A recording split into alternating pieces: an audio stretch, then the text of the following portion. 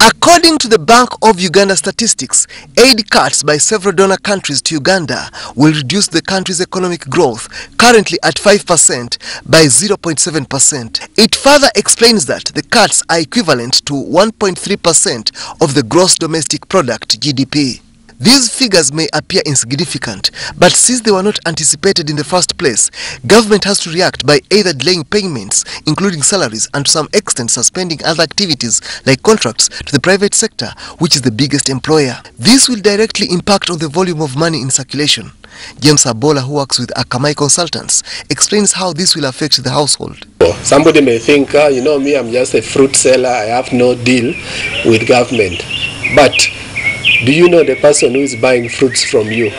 They could be either a government employee or working for somebody who has a contract with the government. So it's important, even just for the psychology of the economy, that people need to know that money is going to come and will not delay.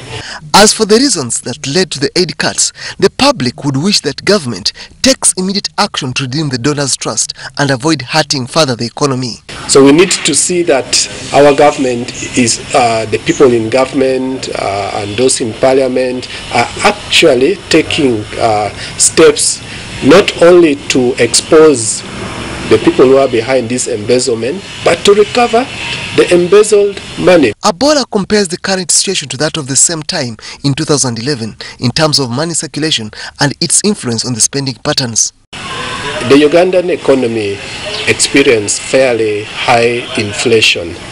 Now in that case, there was a lot of money in the economy chasing few products. Now what we are seeing at the moment is a reduction in money, but also our productivity as a country has not really gone up.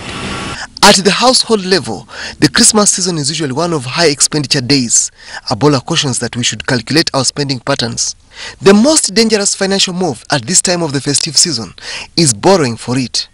Abola says that this has an impact that may stretch deep into the new year. I would say I would ask every individual, every household to be honest to themselves. If you have worked for the money, you've saved it, I see no problem in you spending part of it during this holiday period. But again, don't spend everything, because you know that there is a tomorrow. There is a new year coming with demands upon it. Now, if you don't have the money, I don't see the sense in borrowing in order to spend and consume. Nevertheless, planning your expenditure as a family during this season and into the new year is very important. Everybody knows why a particular decision has been arrived at. Rebecca Emmanuel, WBS News.